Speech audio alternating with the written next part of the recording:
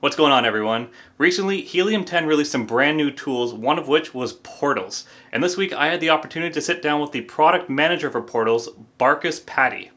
There's a lot of info to unpackage, so let's get right to it. Welcome, everyone. We've got a special video for this week, and we're joined by a member of the Helium 10 staff. Today I have the pleasure of speaking with Barcus Patty, the product manager of one of Helium 10's newest tools, Portals. Barcus, welcome to the channel. Thanks, Scott. I appreciate you taking the time to have me on. So, this new tool, Portals, what can you tell us about it? So Portals is a landing page builder, and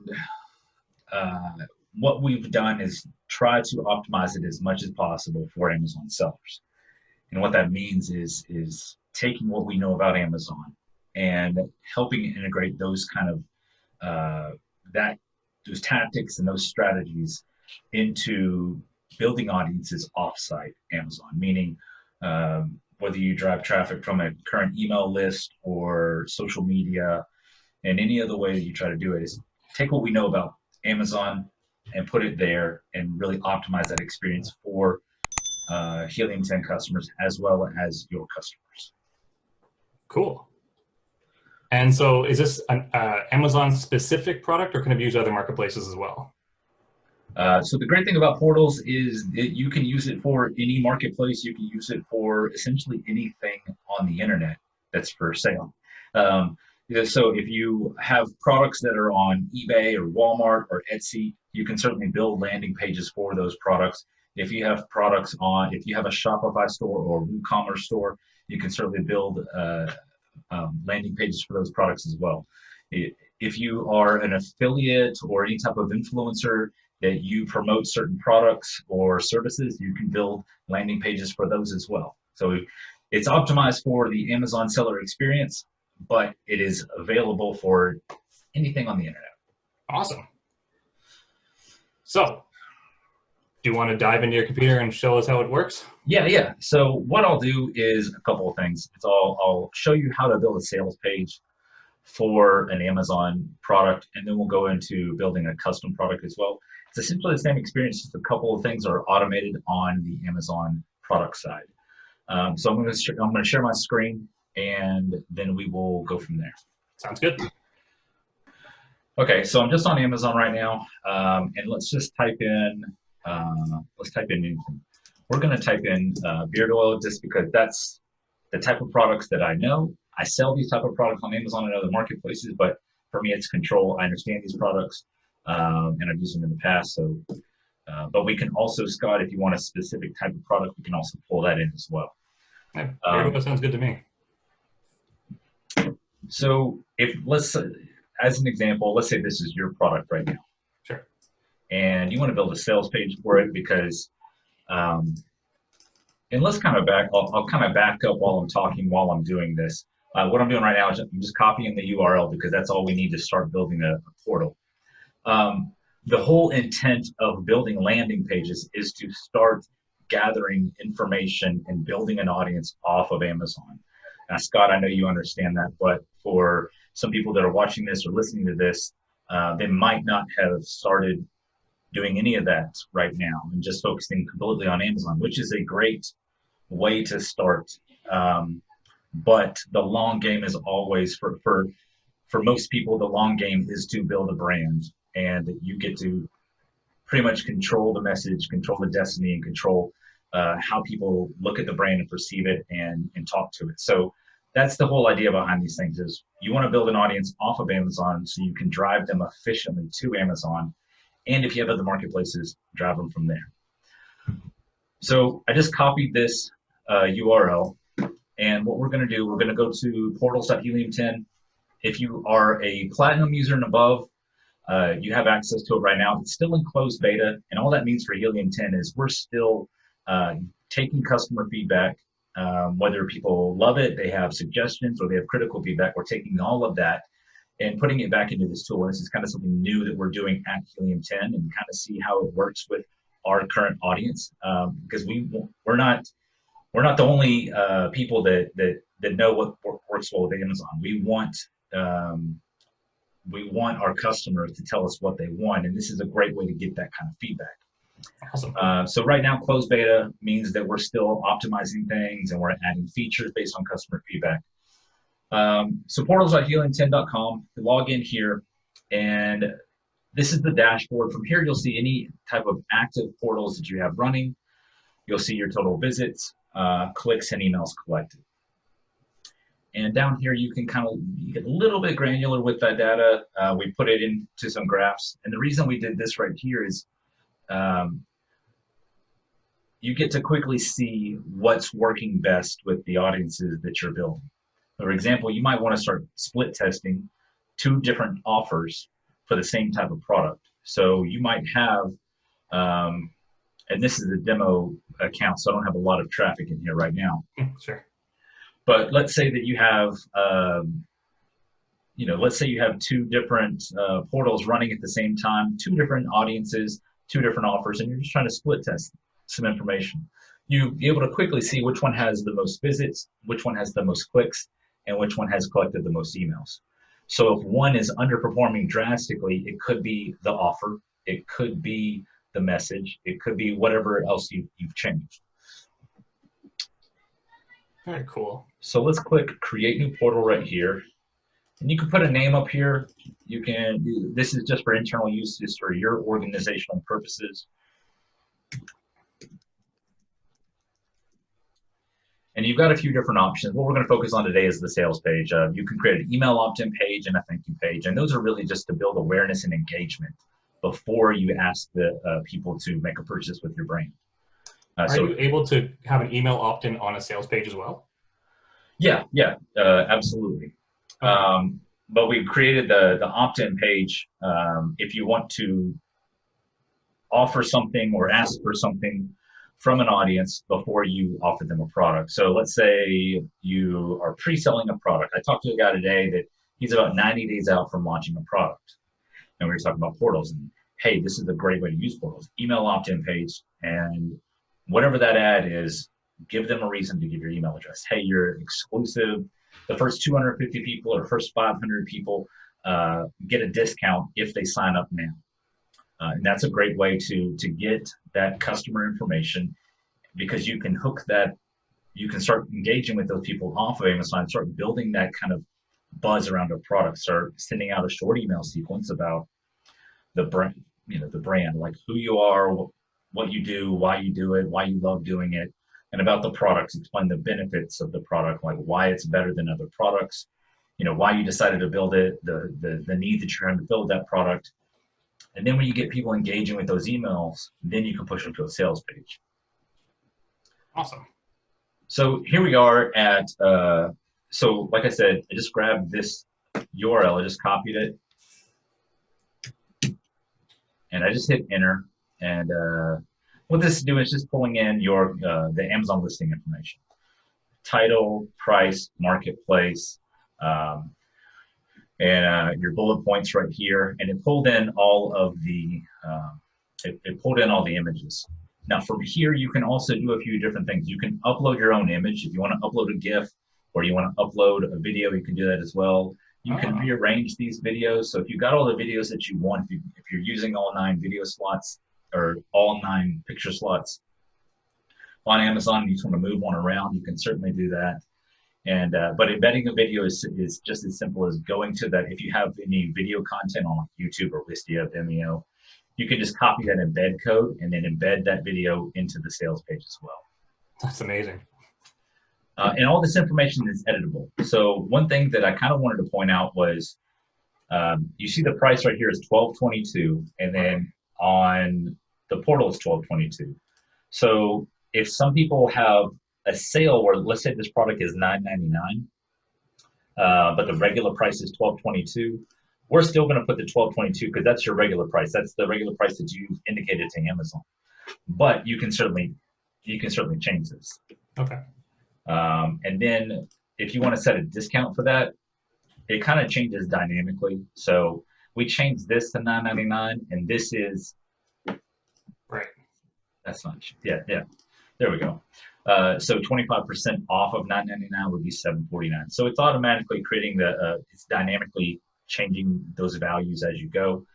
And you can change all this information too. We pull the ASIN in Marketplace because of what I'm about to show you in URLs. Okay. So let's click Save and Continue. So we've got a couple of options here. At the top, this is expected traffic sources, and this does nothing to your portal. It's a mini survey. We're just trying to gather some information about how people intend to use this product. Are you going to run Facebook ads, Google ads, social media, other email? How are you going to use this product? And then from here, you've got a few options as well. Page tracking, you can input a Facebook pixel or Google Analytics tracking or a custom tracking code. Example, if you want to drive traffic from a specific Twitter, a specific tweet, Pinterest, maybe Snapchat, if that's your thing.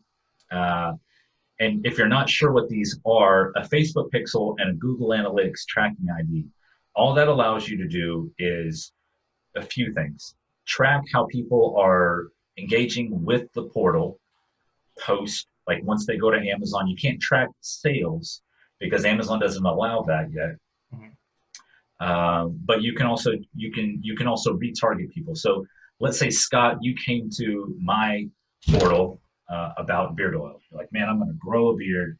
I want to learn everything I want to know about this. And I saw this ad about this product, about a video about teaching me how to grow a beard. I can put, as my business, I can put my business Facebook pixel in here, and I can retarget Scott in an ad, maybe 24 hours or 48 hours later, whatever I decide. And that will just show up as an ad on Scott's Facebook feed, whether that is Facebook mobile, Facebook desktop, or even Instagram.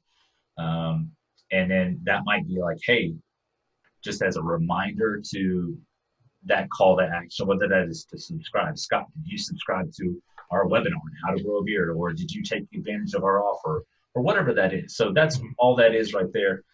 And deep linking is something relatively new to the internet as far as like our community. But if a customer views Scott's landing page on their phone, and then they click buy now on Amazon, if they have the Amazon app installed, it will take them to Scott's product on Amazon app and not the mobile site, not through a mobile browser. Just creates a better customer experience. You have the option of turning that off if you want. Just for my own curiosity, if you have deep linking enabled and someone doesn't have the Amazon app installed, does it default go to the browser? It goes to the browser. Yeah. Okay. We thought about, and this is where customer feedback came in, is we thought about pushing them to install that app, but that disconnects the experience. That creates just a bigger disconnect than sending them to the mobile browser. Sure. They expect to go to the mobile browser because we're assuming that 99% of people that don't have that app installed, they understand they don't have that app installed, and they expect to go to the mobile browser. So we want that journey to be what they expect to a certain degree. Makes sense. You also don't have to put any of this information in here. If you don't have a Facebook pixel, if you don't have Google Analytics, you don't have to do any of that. That is just some advanced features for the people that want to use those things. The next step is our URLs. So if you have used Helium 10 for a while, we have a site, helium10.com/gems, GEMS, two-step URL builder. And we've essentially recreated that here inside portals. So what that allows you to do as an Amazon seller is to quickly create two-step URLs.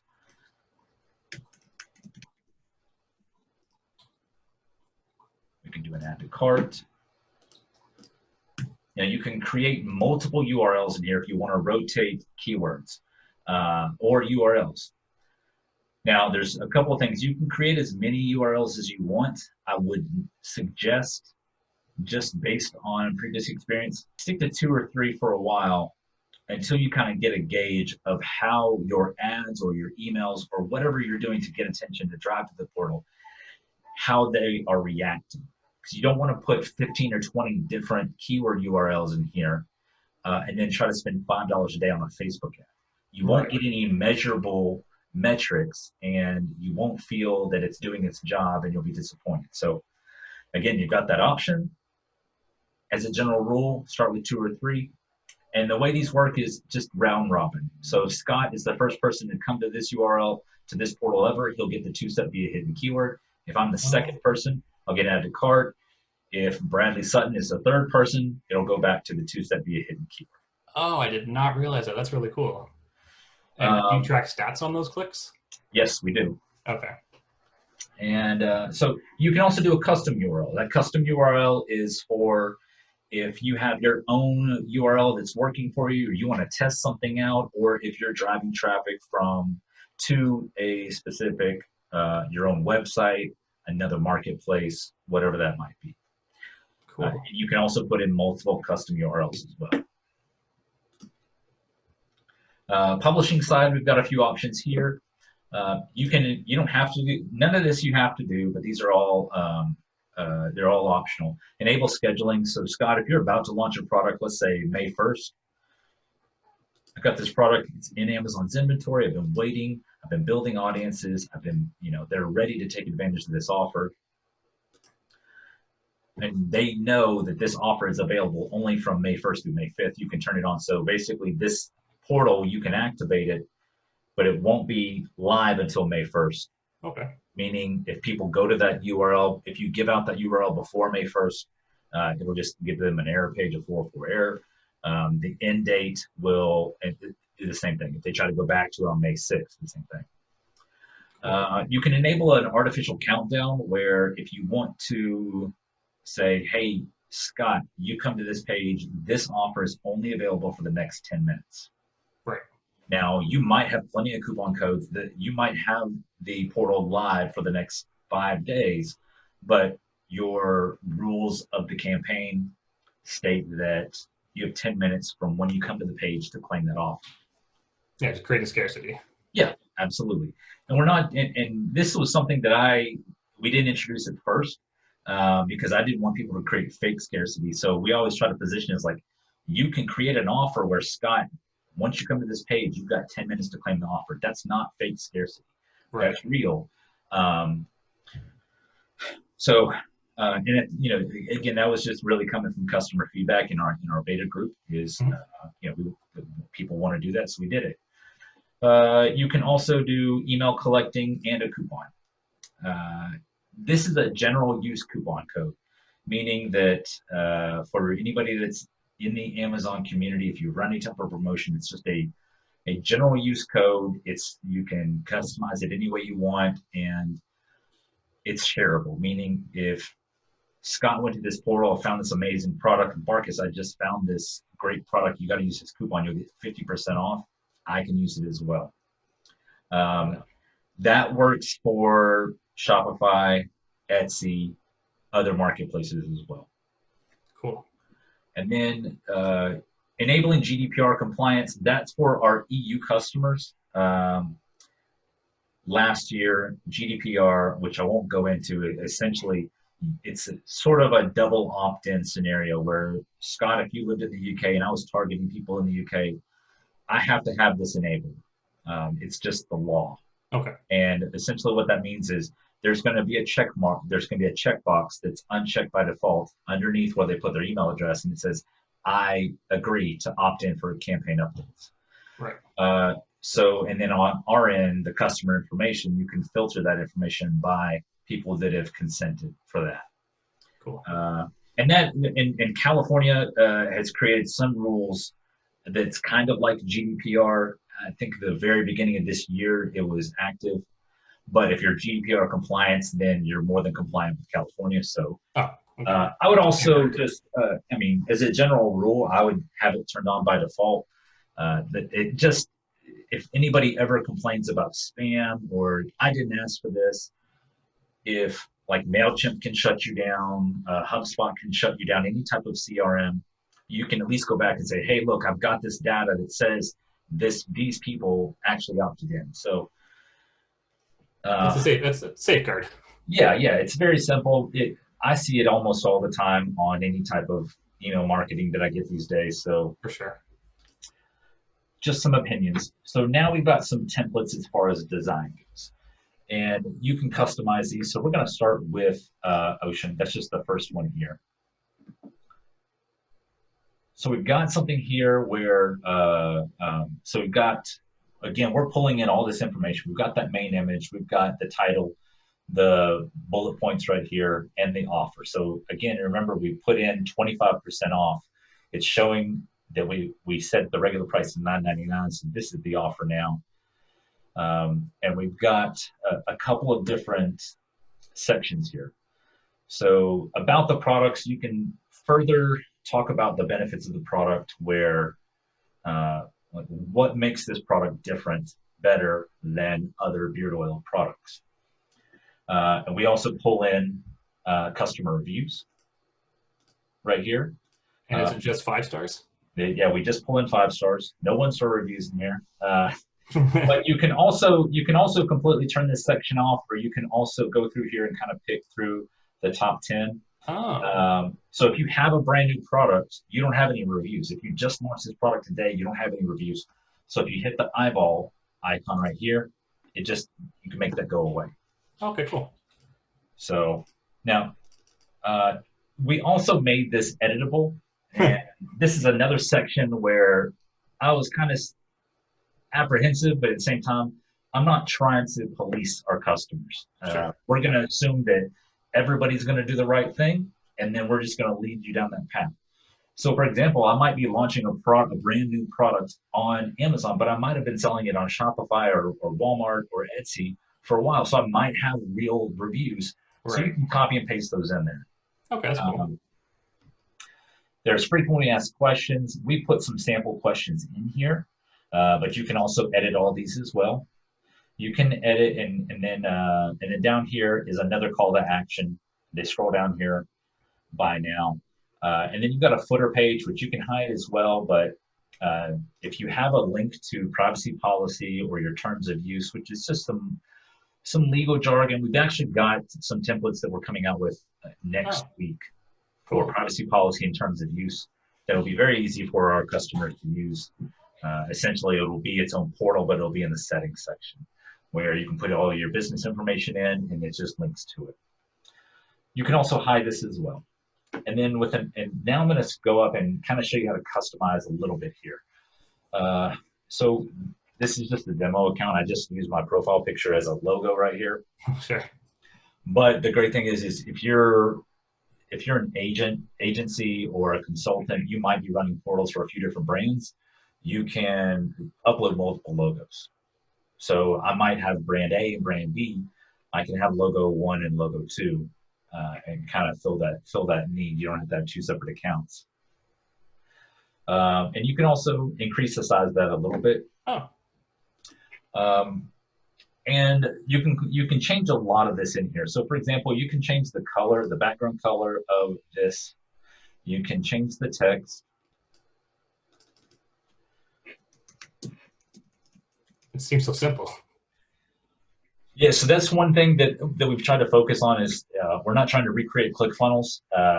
If anybody is familiar with ClickFunnels, you know that you can do about 1 million different things 1 million different ways. Mm-hmm. And it's a great tool, but we're not trying to recreate that. We're trying to create some simple templates so people can create these landing pages, drive traffic, and move the needle forward, because if you're an entrepreneur, time is your biggest asset.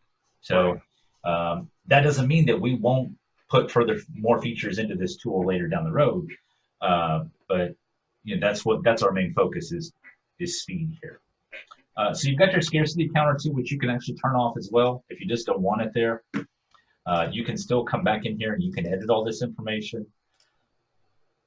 If you happen to find a misspelling somewhere, sure. I've actually seen several people that have commented like, it seems to be that Google Chrome does a better job of spell check than Amazon Seller Central does. So they've kind of noticed a few different misspellings here. But you can change all this information around. Again, you can change these buttons. You can say buy now on Amazon, and which is what I would, and I put that up there because that's what I would recommend. If you're going to push people to Amazon, tell them they're going to go buy it on Amazon. If I were to come to the site right now, I would assume it's a Shopify store. There you go. Yeah. So you want, and the thing is being having as much clarity as possible about the offer and where they're going and what they need to do for this offer will just further increase those conversions. Right. Maybe I'm jumping ahead here. But the 25% off, how does that relate to the sale on Amazon? So this product, let's say you were going to change this to a sale price. Oh, okay. So you just change it on the product page first. Yeah, change it on the product page, because let's say May 1st is when I'm going to change this to $9.99 and then get 25% off. So I didn't have to do it. I just wanted to show that you can change that information. Gotcha. And then, for some people, they might not like the background color. You can absolutely just change that. If you want just a pure white, well, you don't want to do pure white. That looks awful. And the same fully customizable. Yeah. We're trying to do some.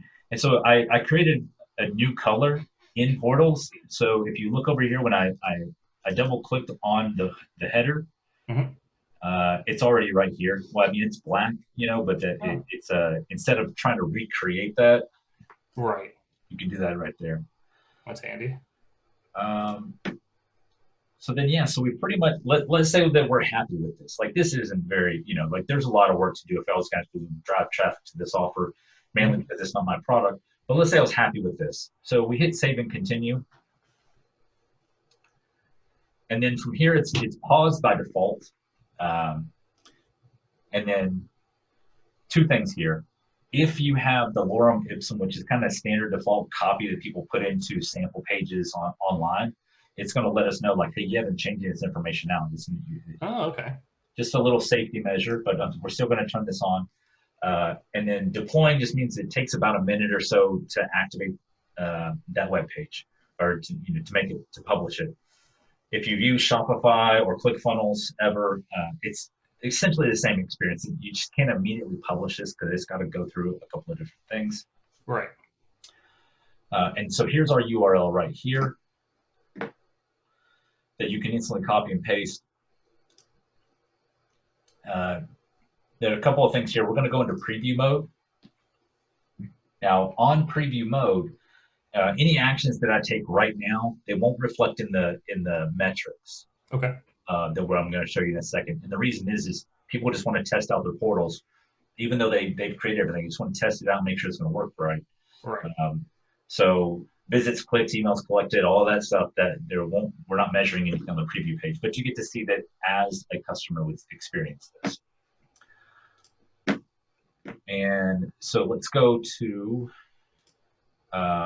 next thing is edit. If you can go back and change this and edit this at any time.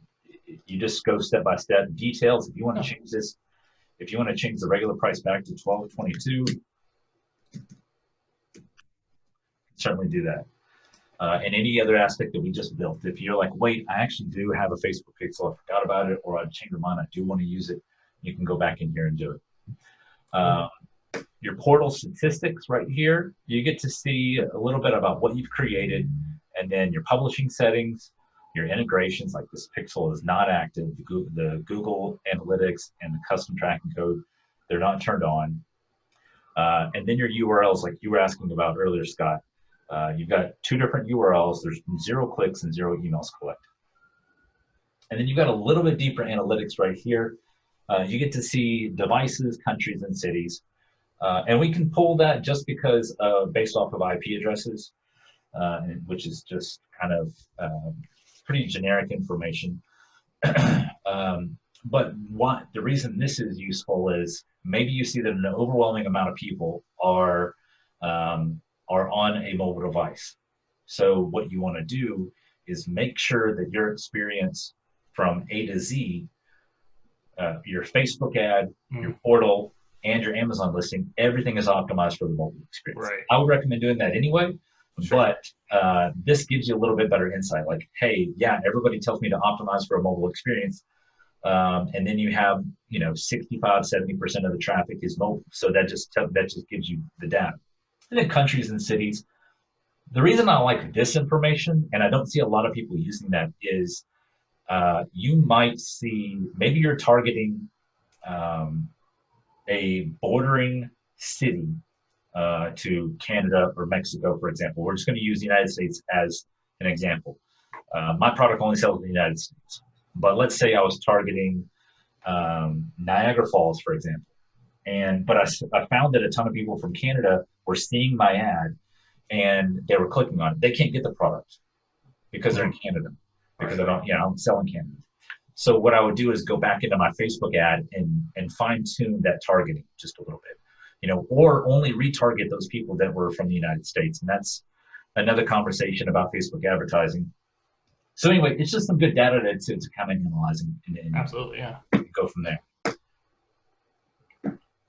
So this is active. And then this URL right here. Let me come back to the URL because so the next page down is showing all of our templates, which we're about to basically go through and redo all of these. We're about to fine tune all of them for mobile response and just other things. But we're also building out some new style of templates and some new different themes. And a lot of that's based off customer feedback as well. But awesome. I can really customize, like maybe my brand has a specific font and a specific colors. I can save that under my custom templates right here. And so I can quickly create email opt-in, thank you page, or a sales page with that kind of brand image in mind. Oh, nice. And then whatever you want. Yeah, so customer information, this is where you're going to see everybody that has given you their name and their email address. And if they have clicked GDPR, you'll be able to filter by that as well. So there's two things here. I'm going to show you the URLs in a second, but then I also want to talk about our integrations. So the first one we have is related to how you use this customer information. You can view it all here. You can view by certain portals. So if you want to look at a certain portal and say, I want everybody that looked at the Honest Amish portal, I want to download all that information. You can download all of it into a CSV, and you can put that into Mailchimp, and you can send everybody campaign updates about that product, about your brand. You can also integrate it with something called Zapier. So if anybody watching that is not familiar with Zapier, it's just a simple automation tool. And I'll show you just a couple of things there, if that's okay with Scott. Just kind of show you just a very quick demo of how you can use Zapier. And then settings here is where you can upload your company logo. Obviously, that's not the logo for my company. This is just a demo. I threw a profile picture up there. And then you can do a vanity domain. So if you have a brand name that you're running portals for, you can put your brand name here. And it just personalizes the experience just a little bit. So now let's go on to, and these other things are for admin use right here. You'll never see this information. Okay. So let's go to Zapier. Now they have a free account available. They have paid as well, but you can do a free account that you can do limited amount of zaps, as they call them. So if you're new to Zapier, what you would do is create a free account at first. And they're going to ask you, what you need to do is connect portals to Zapier and then and do the same thing for any other app, whether that's Gmail or Facebook or Mailchimp, which is just an email tool. Okay. So what you would do is take this right here, this Zapier API key. That's different for every account, but that connects Scott's personal portal account to his personal Zapier account.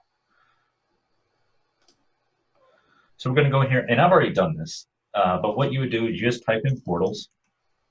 Oh. And you see it right here. So you click that, and then it's going to ask you for this popped up. Can you see that Zapier pop up?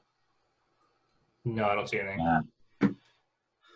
I trust you. Yeah, there's a new window that pops up and it says allow Zapier to access your portals by Helium 10 account. You just paste the API key in there, and then it's connected.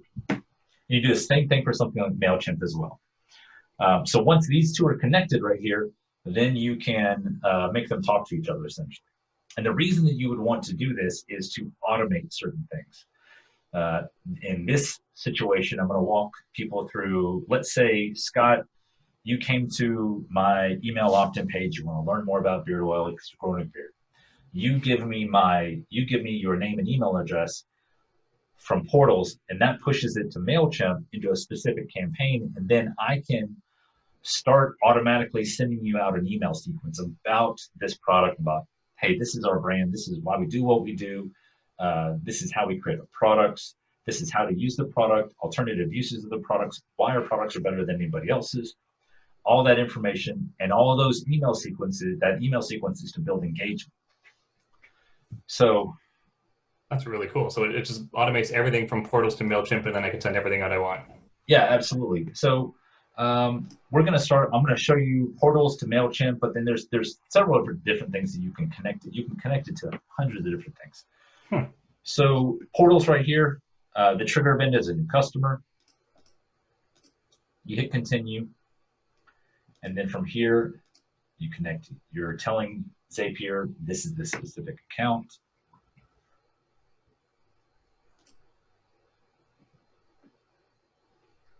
Test and continue. Then, so you've told Zapier, this is what I want at the beginning. If somebody goes to my portal and puts in their email address, then I want to do this. Connect it to Mailchimp. To a, so you can do a few different things here. So you can do update ad or update subscriber, create a campaign, send a campaign, and create a custom event. There's several different things you can do with Mailchimp, but we're going to do add, update, subscriber. So meaning, Scott, if you come to my portal, you put in your email address, your name and email address will go to that campaign that I specifically tell Zapier Mailchimp about. So then you put in just a couple of values here. Let's do pop-up emails. So it's saying subscriber email, so it's going to give you some values right here. I'm not going to go deep into Zapier. I'm not a Zapier expert. We're not, we didn't create it. So the double opt-in is essentially GDPR compliance, right? Or even Canada too this year has done the same thing. So, again, like we talked about earlier, it's just a nice security measure here. Yep. And then there's several different things in here. You want to first name, last name, and hit continue. Cool. And test and continue. And then it's done. So now we've created, now we've created it. Now we have to turn it on. So now, if anybody comes to a portal that I've created, and I've got an email sequence hooked up to that email list, they'll start getting emails. And that's the whole point of this portal is starting to connect people with your brand off of Amazon. Right. So that right there, that is, that's the basics of that. That's kind of everything right there.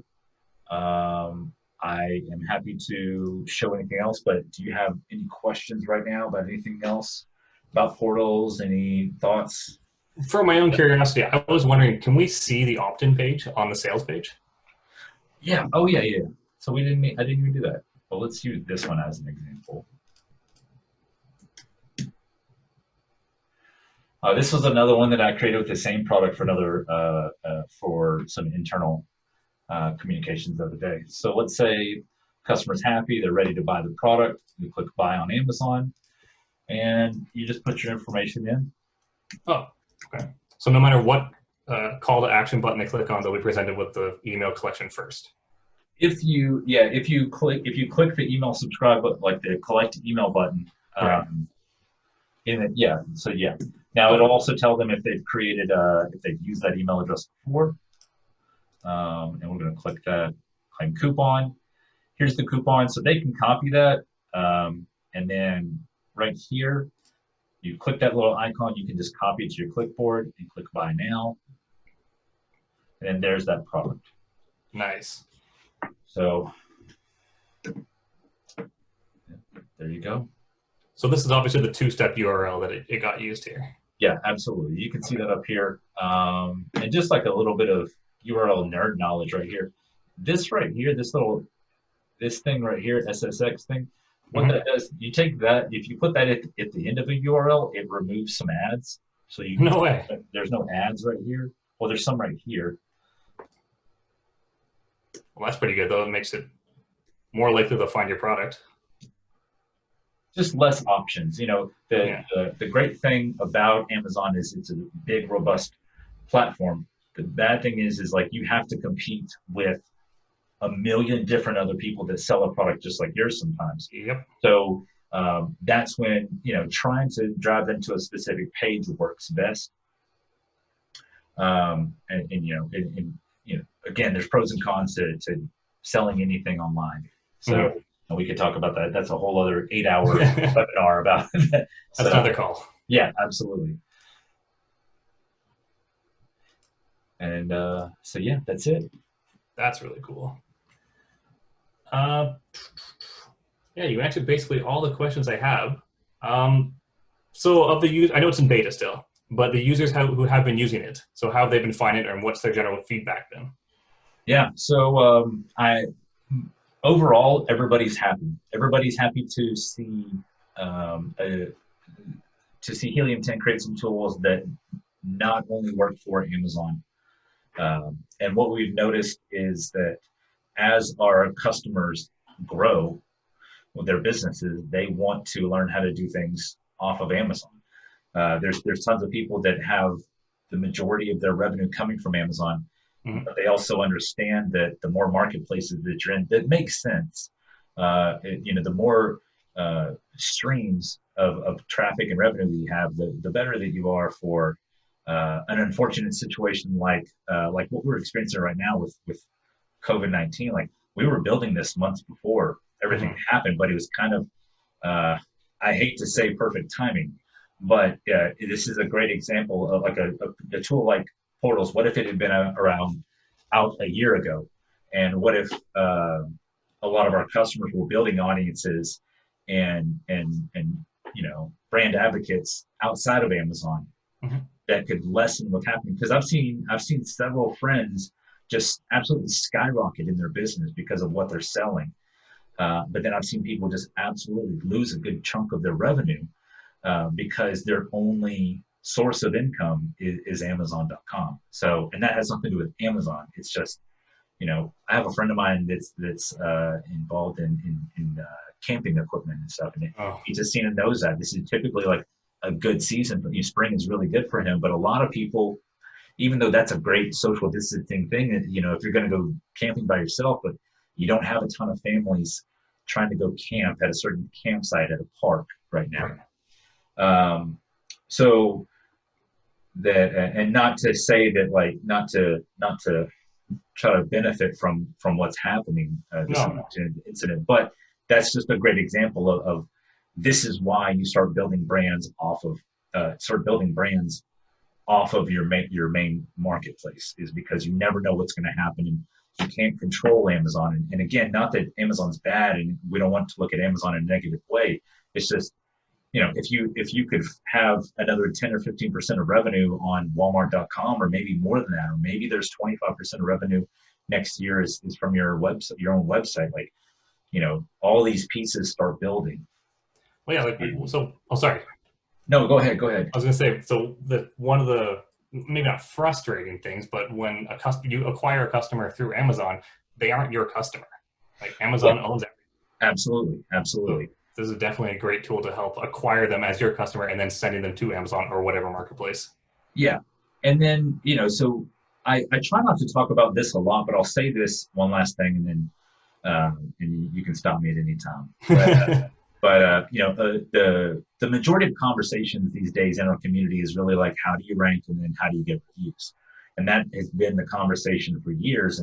And while you can use something like Portals to rank for keywords, and you can use Portals to engage with people post-purchase and get reviews, like, it's really bigger than that. And that's what we really want to drive home is, if you start building this brand where people are interested about the products and interested in what you have to say about the brand and about the industry that you're serving, it's so much easier to get those people to leave a review versus, you know, like, and again, like, I know people are going to do it. I've done it in the past and it's failed horribly. Like, I've created Facebook ads and Google ads where I'm like, hey, here's an offer for this product, and I'm driving traffic. I'm driving cold traffic, meaning nobody that has ever heard about my brand or has ever engaged with my site or on Amazon before.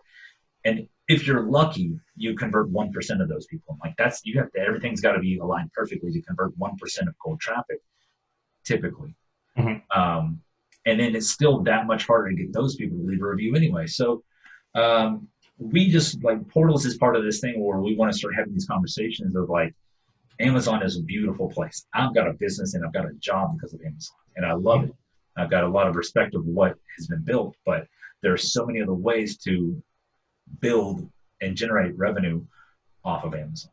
Absolutely. So anyway, that's nice. I'll get off my soapbox now. I'll stop talking. Well, Barcus, I think you answered all the questions I had. I want to thank you so much for taking the time to show us this tool. Did you have any final thoughts you want to share? No, I just shared it. I will say this. I'll give Scott a link to the beta group. If you're using portals right now, we've got a beta group where I'm in there about every week doing a live video or a recorded video talking about some new features. I also talk about active issues, bugs that we're hunting and trying to solve. And all of that is to get customer feedback.